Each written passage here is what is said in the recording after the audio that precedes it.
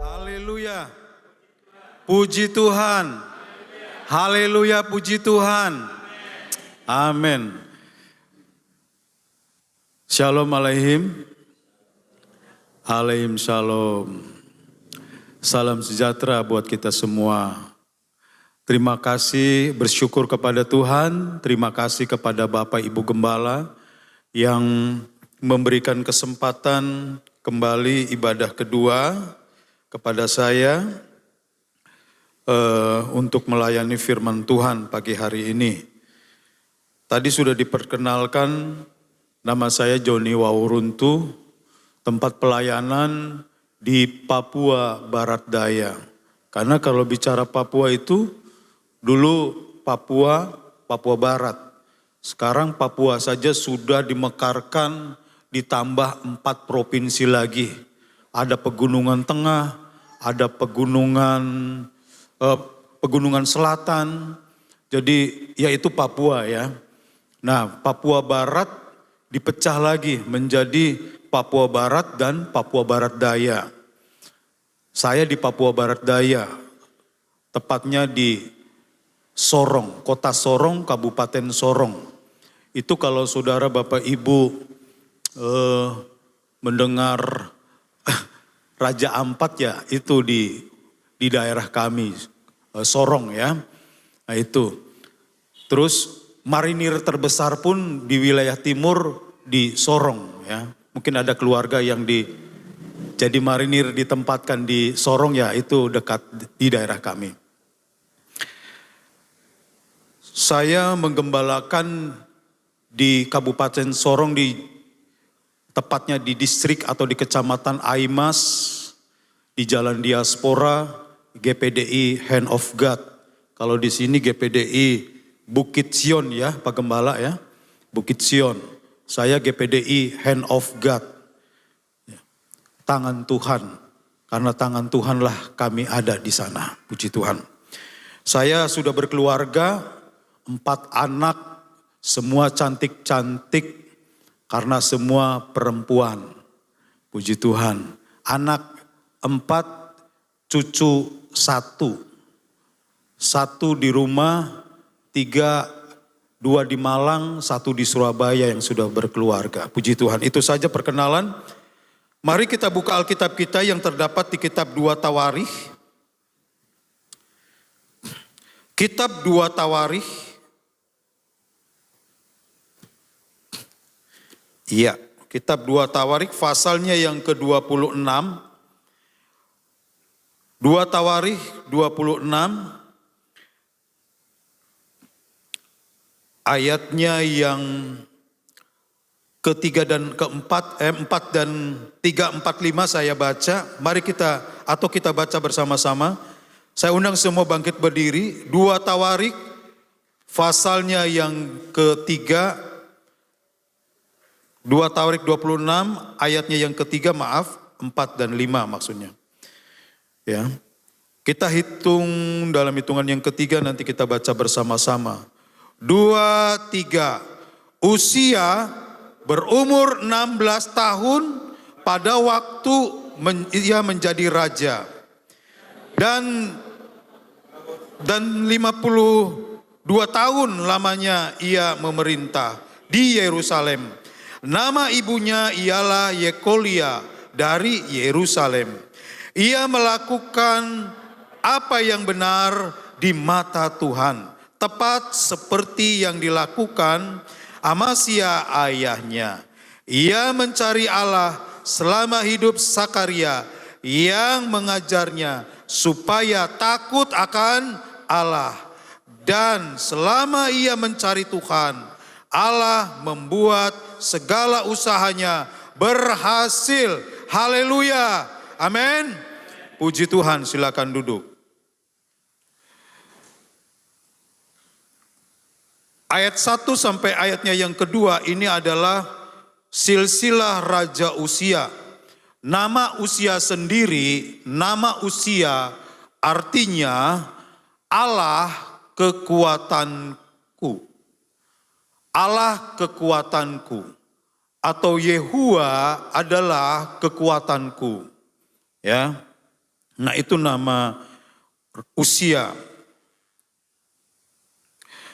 Uzia diangkat atau dilantik menjadi Raja Yehuda di usia yang ke-16 tahun. 16 tahun itu adalah umur yang masih remaja. Biasanya kalau punya anak di umur genap 17 tahun, sweet ya, 17 itu, mereka merayakan begitu. Saya pun tidak biasa merayakan anak-anak dengan acara ulang tahun. Tapi kalau misalkan 17 tahun biasanya ya mungkin undang temannya makan bakso ke apa begitu ya. Nah, seperti itu. Ini 16 tahun. Umur yang sangat muda belia. Sangat muda belia. Mungkin bicara tentang pengalaman dalam pemerintahan, Uzia masih harus banyak belajar. Harus banyak belajar. Tetapi firman Allah mencatat di sini bahwa Uzia berumur 16 tahun pada waktu ia menjadi raja. Saya katakan tadi bahwa di umur 16 tahun adalah umur yang masih belum punya pengalaman untuk memimpin bangsa yang besar. Bangsa yang besar. Di sini dikatakan, dan 52 tahun lamanya ia memimpin, ia memerintah di Yerusalem. Ia memimpin di Yerusalem. Bisa dibayangkan enggak ya saudara ya? Memimpin bangsa yang besar, memimpin umat-umat Tuhan yang begitu banyak di umur seperti itu. Tetapi kita melihat di sini bahwa Uzia mampu, bisa. Tentunya pertanyaannya, kok bisa di umur 16 tahun ia menjadi raja dan sukses memimpin begitu. Sorry, ya saya lupa kasih judul khotbah pada pagi hari ini yaitu waspada dengan keberhasilan. Nah ini ya saya lupa tadi minta ditayangkan. Waspada dengan keberhasilan. Nah kita akan melihat di sini. Di ayatnya yang selanjutnya, di ayat yang ketiga, di bagian B. Dan 52 tahun lamanya ia memerintah di Yerusalem. Nama ibunya ialah Yekolia dari Yerusalem. Ia melakukan apa yang benar di mata Tuhan. Ia melakukan apa yang benar di mata Tuhan. Raja Uzia kalau saya baca ya tentang kehidupannya. Ia adalah seorang yang taat. Ia adalah seorang yang benar-benar memiliki hati yang selalu ingin berpaut kepada Tuhan. Karena apa? Ayatnya yang keempat di sini mengatakan ia melakukan apa yang benar di mata Tuhan. Anak di seusia itu tentunya saya pernah remaja. Ingin tahu itu banyak sekali saudara-saudara ya, sangat besar. Saya ingin tahu ini, ingin tahu itu. Di usia remaja itu biasanya orang katakan di masa-masa pertumbuhan seperti itu mencari jati diri. Tetapi apa yang firman Tuhan mencatat di sini? Di sini dikatakan ia melakukan apa yang benar di mata Tuhan. Bukan di mata manusia. Benar di mata manusia belum tentu benar di mata Tuhan. Tetapi Tetapi kalau saja Tuhan menilai Raja Uzia, apa yang dibuatnya, apa yang dilakukannya, itu sungguh luar biasa. Bahkan firman Tuhan mengatakan ia melakukan apa yang benar di mata Tuhan. Jadi apa yang dikatakan firman Tuhan tidak mungkin salah. A ya A, B ya B. Begitu. Firman Tuhan dengan jelas mengatakan ia melakukan apa yang benar di mata Tuhan. Jadi apapun yang menjadi kegiatannya, aktivitasnya, apa yang dia buat, apa yang dia kerjakan, semuanya benar di mata Tuhan. Enggak gampang, enggak mudah saudara untuk kita menjadi pelaku firman Tuhan. Enggak gampang. Itu perlu keseriusan dan tentunya untuk melakukan kebenaran firman Tuhan tidak bisa mengandalkan kekuatan sendiri. Banyak orang-orang yang mengatakan mulai minggu ini, bulan depan ya, saya mau berubah dengan sungguh-sungguh. Saya tidak mau hidup seperti yang sudah-sudah. Tetapi kenyataannya mereka kembali lagi. Bisa dibayangkan saudara, Uzia adalah raja yang masih muda, ya. Dia bisa melakukan perbuatan-perbuatan yang benar di mata Tuhan. Namanya orang muda saudara, banyak godaan, banyak tantangan, ya. Banyak bujukan, rayuan untuk hidup ya semau-maunya. Tetapi Raja Uzia memiliki satu keputusan yang luar biasa untuk hidup benar dan takut akan Tuhan. Di sini dikatakan di ayatnya yang keempat, di bagian yang selanjutnya, tepat seperti yang dilakukan Amazia ayahnya. Saya tadi pagi katakan begini, figur seorang pemimpin dalam keluarga itu sangat memberikan pengaruh yang luar biasa. Ya. Bapa baik, Allah baik. Sekali lagi, Bapa baik, keluarga baik. Bapa baik, lingkungan baik. Bapa baik, bangsa dan negara kita akan menjadi baik. Diawali dari seorang pemimpin. Ya. Jadi rupanya Amazia menanamkan nilai-nilai kebenaran kepada Raja Uzia. Menanamkan nilai-nilai kebenaran. Amazia berhasil untuk menjadi teladan dalam keluarganya. Ya. Apa yang dibuat oleh Raja Uzia, firman Tuhan katakan tepat seperti yang dilakukan oleh Amazia ayahnya. Saya sebagai pemimpin dalam keluarga, saya juga sebagai gembala di tengah-tengah jemaat. Bapak Pendeta Rudi Siswanto juga sama. Sebagai gembala, sebagai kepala rumah tangga dalam keluarga, ya, memiliki tanggung jawab yang luar biasa. Bapak-bapak yang ada juga sebagai pemimpin dalam keluarga. Filosofi Jawa katakan begini, seorang guru itu digugu dan ditiru. Saya kebetulan ngambil espak, ya, sarjana pendidikan. Ketika saya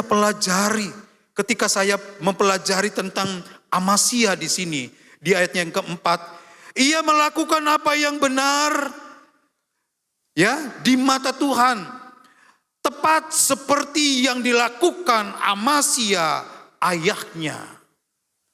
Tepat seperti yang dilakukan Amazia ayahnya.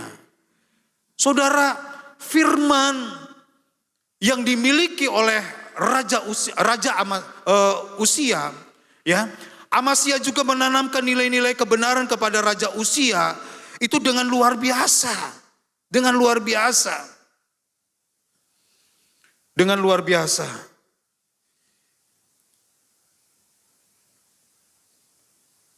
Di sini dikatakan,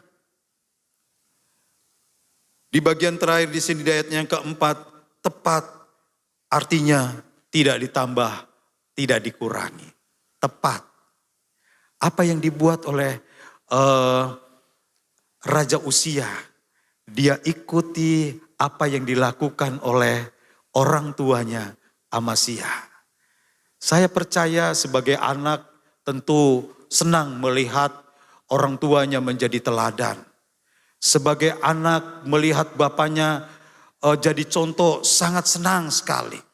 Ya, ada nilai-nilai kebenaran yang ditanamkan oleh Amazia kepada Raja Uzia. Dan saya percaya bukan hanya sekedar kata-kata yang diberikan kepada Raja Uzia, tetapi lebih kepada tindakan yang dibuat oleh Amazia, sehingga Uzia pun mengikuti apa yang dibuat oleh bapaknya. Dan itu tidak menyimpang dari kebenaran firman Tuhan. Tidak menyimpang. Terus di ayatnya yang keempat dan kelima, ayat 4 dan kelima, ini kunci keberhasilan Raja Uzia. Ayatnya yang keempat dan kelima. Kita lihat kunci keberhasilan dari Raja Uzia, seorang raja, ya, seorang Uzia yang masih muda menjadi raja. Ayat 4 dan 5 tadi sudah dibaca. Ayat yang kelima, ia mencari Allah. Ia mencari Allah. Saya dan saudara juga siang hari ini, pagi menjelang siang ini, kita semua sedang mencari Allah. Amin. Kita tinggalkan rumah kita. Kita berikan waktu yang terbaik untuk Tuhan. Kita berikan kekuatan kita, konsentrasi kita, finansial kita berikan kepada Tuhan. Saudara, ya, kita semua sedang mencari Tuhan. Bukan saudara mau lihat siapa yang mau berbicara pagi hari ini, Bapak Gembala atau tamu. Bukan saudara, tetapi kita semua mencari Tuhan. Di sini dikatakan di ayat yang kelima, ia mencari Allah. Betapa pentingnya saudara dan saya, ya, mencari Allah dengan sungguh-sungguh. Mencari Tuhan, mencari Allah, bukan mencari manusia. Firman Tuhan jelas katakan, ia mencari Allah. Saya katakan bukan mencari manusia. Karena firman Tuhan katakan di sini, di ayatnya yang kelima, ia mencari Allah selama hidup Sakaria. Nanti akan ada maksud selama hidup Sakaria itu apa? Berarti kalau misalkan Sakaria meninggal, masih kasih dia setia. Nah itu ada arti sendiri saudara. Ada pengertian sendiri ketika saya membaca ayat-ayat ini, ya. Mencari Allah berarti mengandalkan Tuhan. Orang yang mengandalkan Tuhan, yang menaruh harapannya pada Tuhan. Kata Tuhan di sini, saudara, memakai huruf kapital. Ya, ini menunjukkan kepada Adonai, saudara. Ya, kepada Adonai. Bangsa Israel tidak berani mengatakan pakai kata Yahweh, tidak berani, tetapi Adonai. Ya, luar biasa. Ini menunjukkan kepada kemahakuasaan Tuhan, kebesaran Tuhan. Di sini dikatakan diberkatilah orang yang mengandalkan Tuhan. Jangan itu dulu. Nah, di sini di ayat yang kelima, ia mencari Allah. Saya dan saudara pasti diberkati oleh Tuhan ketika kita sungguh-sungguh mengandalkan Tuhan. Ya, mengandalkan Tuhan. Terus apa? Yang menaruh harapannya pada Tuhan. Mencari Tuhan, saya katakan bukan mencari manusia. Ada banyak orang-orang, saya tidak bicara orang-orang yang tidak percaya kepada Tuhan. Tetapi orang-orang yang sudah mengenal Tuhan, mungkin itu sudah puluhan tahun dia percaya kepada Tuhan.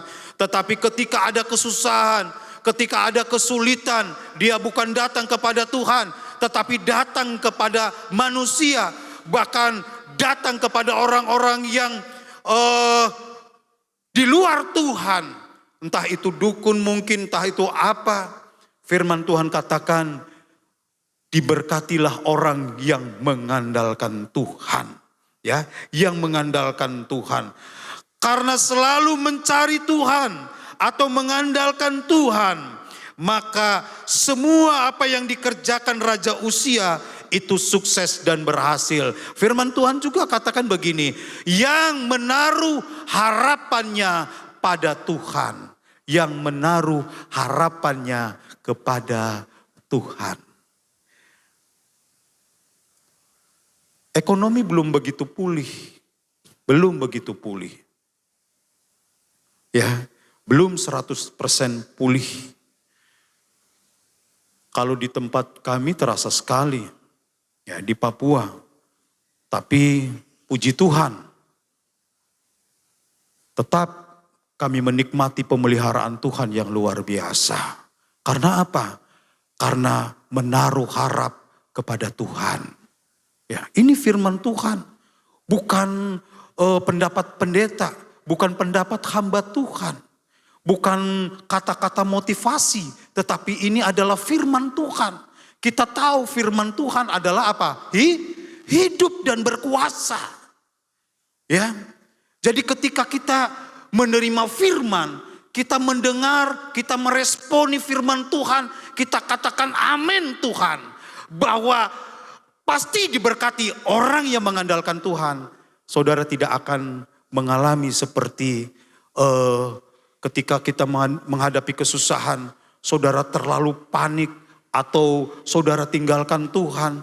Justru pada saat kita menghadapi kesusahan, kesulitan, kita akan selalu kuat. Karena apa? Tuhan memberikan kekuatan kepada kita.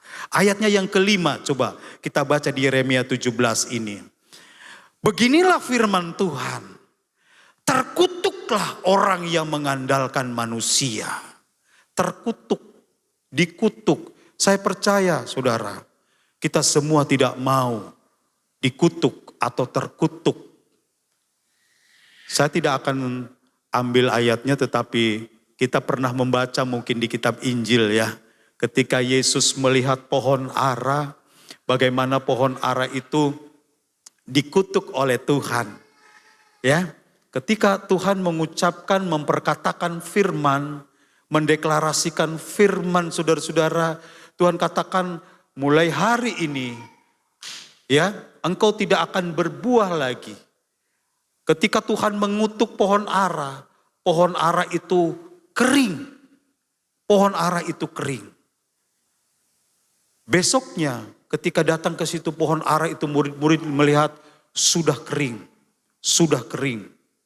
Ya. Luar biasa. Jangan main-main dengan firman Tuhan.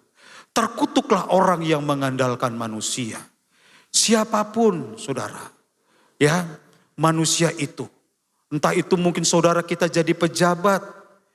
Entah mungkin saudara kita menikmati ekonomi yang luar biasa. Berkelimpahannya. Tetapi firman Tuhan katakan jangan mengandalkan manusia. Ya, yang mengandalkan kekuatannya sendiri. Nah, kekuatan ini saudara, kekuatan kita. Siapa sih kita? Siapa sih manusia? Sepintar-pintarnya manusia, sehebat-hebatnya manusia, dia tetap manusia. Jangan terlalu saudara memuji-muji manusia siapapun itu. Dan yang hatinya menjauh daripada Tuhan. Saya katakan ayatnya yang kelima, ini ayat yang menceritakan tentang kesuksesan Raja Uzia. Karena apa? Karena dia mencari Tuhan. Mencari Tuhan bukan hanya sekedar ke gereja. Mencari Tuhan bukan hanya sekedar beribadah, tetapi mencari Tuhan di sini hatinya benar-benar melekat kepada Tuhan. Ya. Hatinya benar-benar saudara-saudara mengasihi Tuhan. Kalau hanya sekedar mencari Tuhan, saudara tidak akan menikmati apa itu arti kuasa dalam ibadah. Tetapi ketika kita serius, kita sungguh-sungguh mencari Tuhan, kita akan menikmati firman yang hidup itu dalam kehidupan saya dan saudara. Ya, luar biasa. Dan yang hatinya menjauh daripada Tuhan. Yang jauh. Soal ibadah itu soal hati, saudara. Ya, saudara fisik mungkin ada di sini, tetapi hati saudara tidak ada di tempat ini. Saudara tidak akan menikmati kuasa firman Tuhan. Tidak akan menikmati. Apa yang dikatakan oleh firman Tuhan di kitab 2 Tawarik 26 ini, kita kembali di ayat yang kelima. Ia mencari Allah. Raja Uzia sadar. Dia memimpin bangsa yang besar. Dan usianya pun masih muda, 16 tahun. Dia perlu kekuatan. Dia perlu kemampuan dari Tuhan. Makanya dia sadar dia tidak mau jauh dari Tuhan. Apa yang dibuat oleh Tuhan ketika dia serius, dia sungguh-sungguh memprioritaskan Tuhan, mengutamakan Tuhan. Ya. Di sini dikatakan selama hidup Zakaria ia mengajarnya supaya takut akan Allah.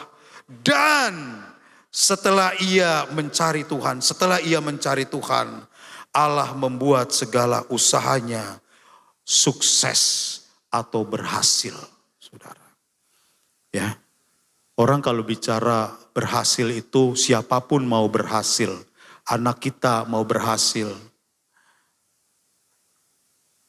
Mungkin saudara punya pekerjaan, ingin punya karir yang baik, artinya berhasil. Kuncinya mencari Tuhan. Cari Tuhan. Nah ini, saya bilang ke anak saya, waktu mau menikah, itu di corona pertama, di Surabaya. Dia kasih tahu, Pi, ada yang ini sama saya begitu ya, sebagai orang tua. Golda namanya, anak saya. Terus dia serius Pi. Dia gereja di mana? Dia pemain musik, bapaknya juga ketua kaum pria di satu gereja. Pak Pendeta Henok Bayu di Gresik. Ya. Saya bilang tolong ambil waktu, Papi mau telepon dia. Dia sudah kerja di Petrokimia Gresik dan dia sudah punya rumah. Saya bukan saudara, memang doa saya mau anak-anak saya tentu mendapatkan teman hidup yang pertama, saudara. Kalau orang tua kan senang juga mendapat, sudah ada kerja, sudah ada rumah begitu. Ya, di satu perumahan di Gresik. Terus saya tanya, dia gimana? Oh dia setia. Memang saudara ketika saya berkenalan, maklum ya orang Jawa ya. Arek Surabaya, saya dapat mantu orang Surabaya, saudara. Lembut ya, artinya seperti itulah orang Jawa begitu. Puji Tuhan, dia buktikan bahwa dia adalah pemuda yang memang mengasihi Tuhan, yang takut akan Tuhan, saudara. Itu yang saya cari sebagai orang tua. Dan puji Tuhan, firman Tuhan katakan di sini, saudara. Yang mengajarnya seorang hamba Tuhan, seorang imam Zakaria. Dia katakan yang mengajarnya supaya takut akan Allah. Nilai-nilai kebenaran ditanamkan kepada Raja Uzia yang masih muda ini. Dan Uzia ketika mendengar firman Tuhan dan nasihat-nasihat Imam Sakaria ini, dia merespon dengan baik. Haleluya. Apa ketika dia merespon firman? Allah membuat segala usahanya berhasil. Amin. Saya percaya kita semua mau diberkati. Responi firman Tuhan. Renungkan firman Tuhan. Lakukan firman Tuhan. Dia melakukan firman Tuhan, Raja Uzia. Ia mencari Allah selama hidup Sakaria yang mengajarnya supaya takut akan Allah. Puji Tuhan, saya sambil lihat-lihat jam, saudara. Terus di ayatnya yang ke-6 sampai 15 itu membicarakan tentang pencapaian, keberhasilan Raja Uzia. Di situ diterangkan dengan luar biasa. Ya, pencapaian Raja Uzia dalam segala bidang karena Raja Uzia serius dan sungguh-sungguh mencari Tuhan. Apakah kita mau seperti Raja Uzia? Amin. Di ayatnya yang ke-6 sampai 15 ini. Tapi ingat, judul firman Tuhan, waspada dengan keberhasilan. Jangan sampai keberhasilan, kesuksesan dalam bentuk apapun itu, jangan membuat kita jadi berubah setia kepada Tuhan.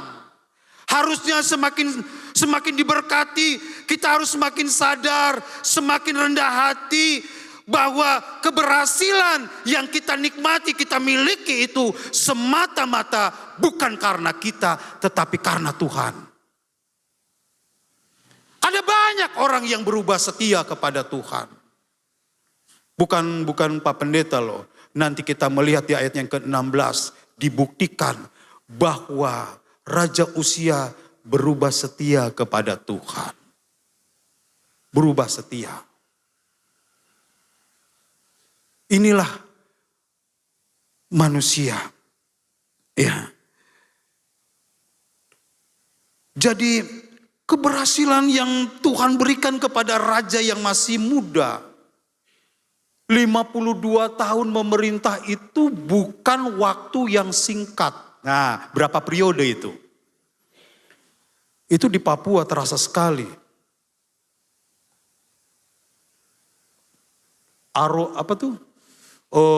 Politik ini. Sudah mulai ada calon anggota dewan mencalonkan datang. Mungkin dalam bentuk bantuan, semen begitu. Dia mulai datang, saudara. Padahal 5 tahun itu enggak lama, saudara. Enggak lama 5 tahun ini. Ini 52 tahun. Luar biasa kan, diberkati Tuhan kan? Luar biasa. Diberi hikmat, diberi kepintaran. Kalau kita membaca ayat 6 sampai 15, saya sampai geleng-geleng kepala. Dari sisi pertanian, apa saja saudara, tidak ada yang tidak berhasil. Sampai mengatur barisan tentang pahlawan-pahlawan perang, prajurit-prajurit. Uzia bisa menata sedemikian rupa sehingga luar biasa. Itu hikmat yang Tuhan beri.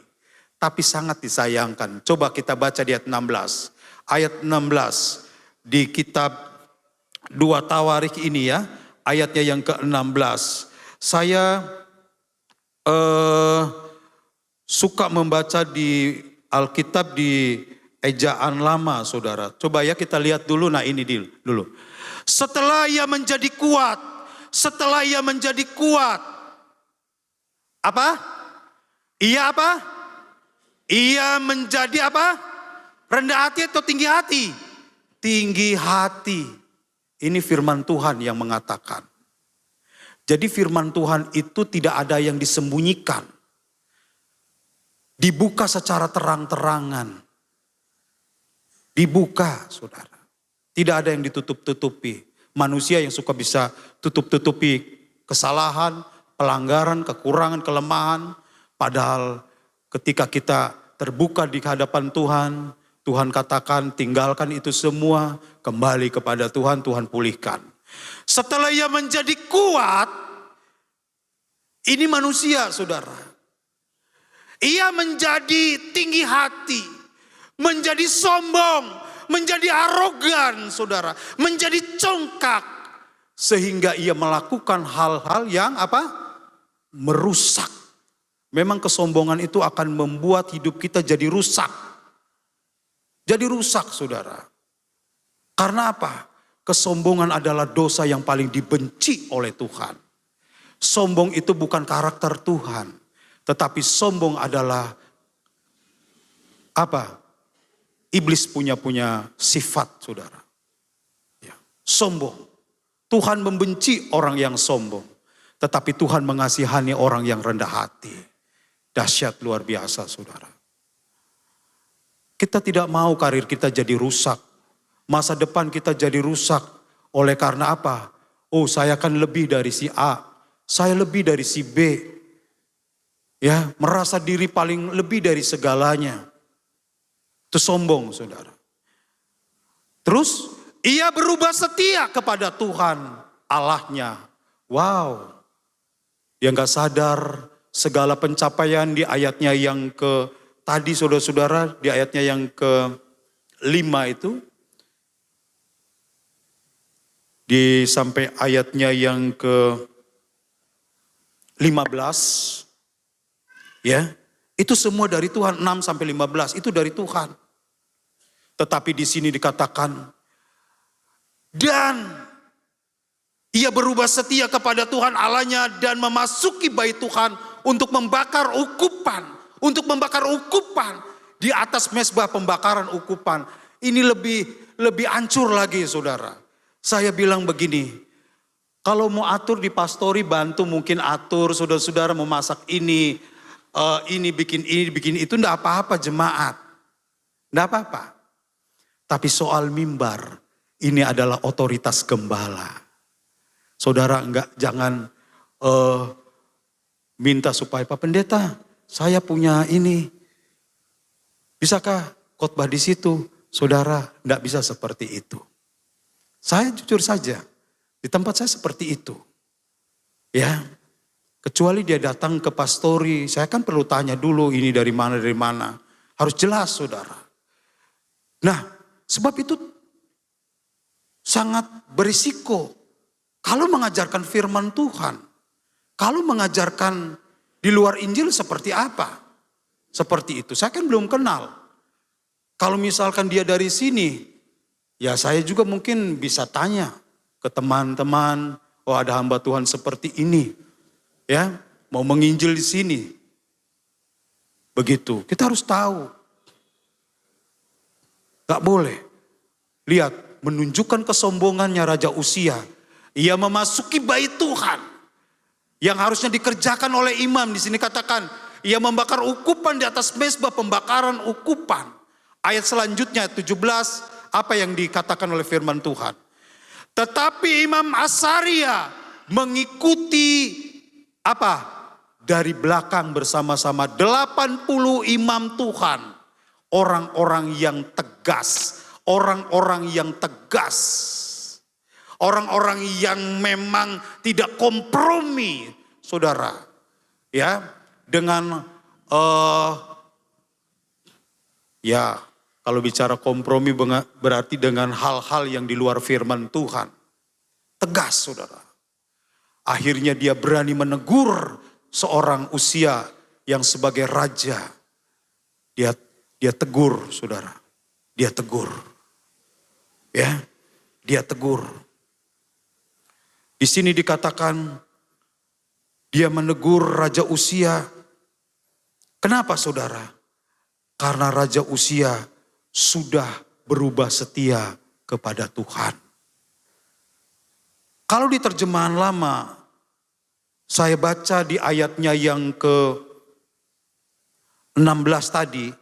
Tetapi setelah sudah baginda menjadi berkuasa, setelah hebat, setelah kuat, setelah dipercayakan Tuhan segala kelimpahan yang luar biasa. Ya, maka sombonglah hatinya.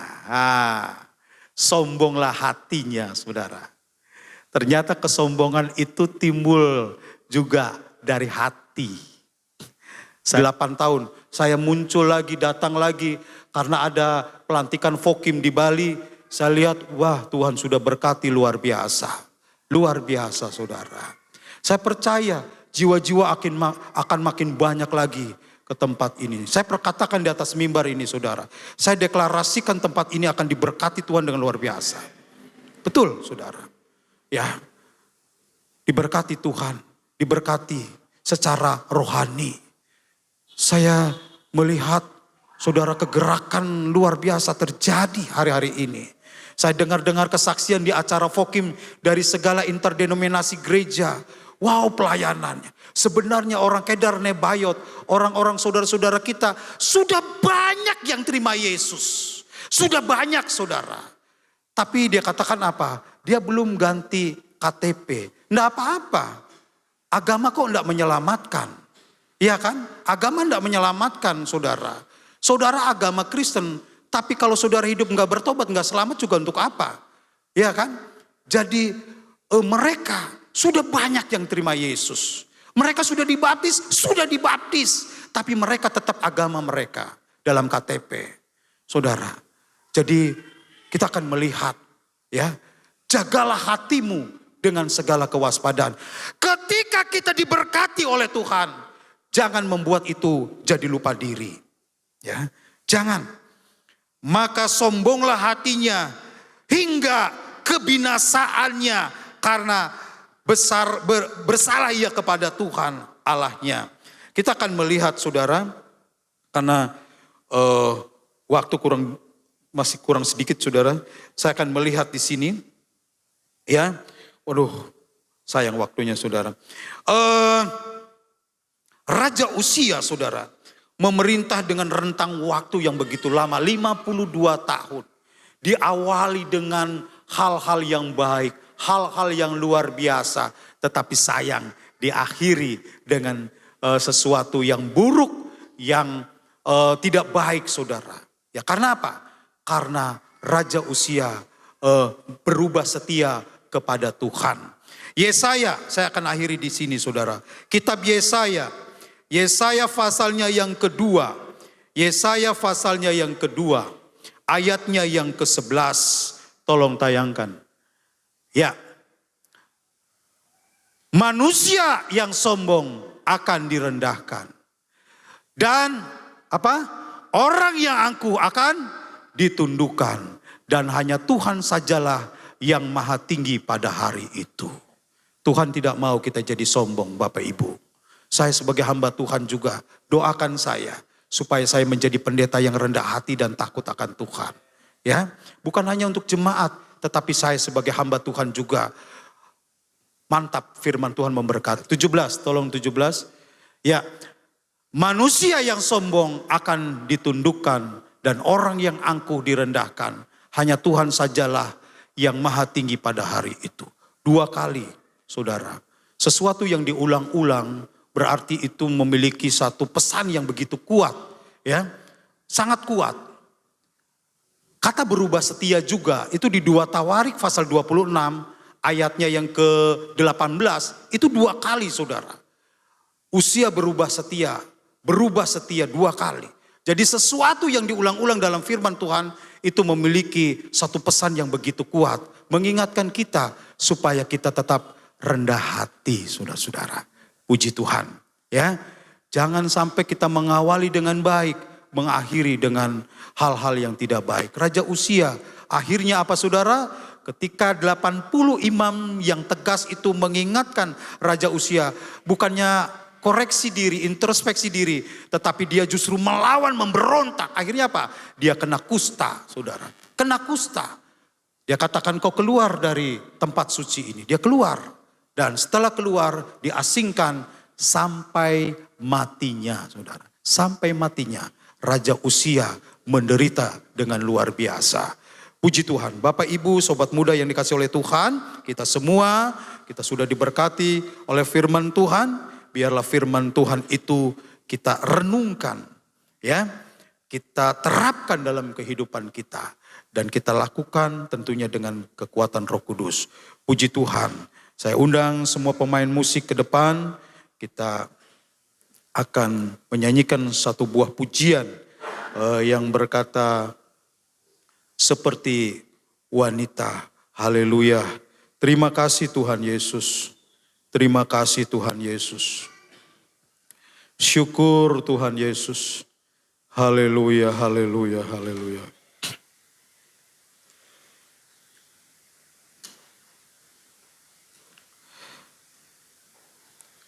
Terima kasih Tuhan, terima kasih.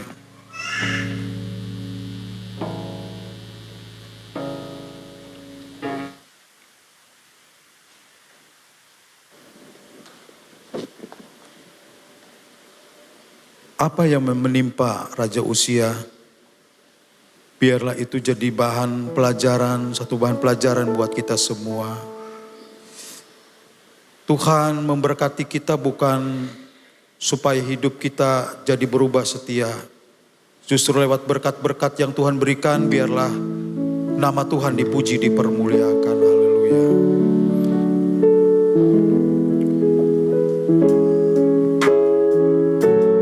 Amin, haleluya.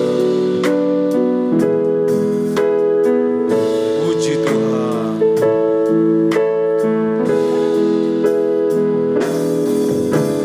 Seperti wanita mengurapimu, menangis di bawah kakimu.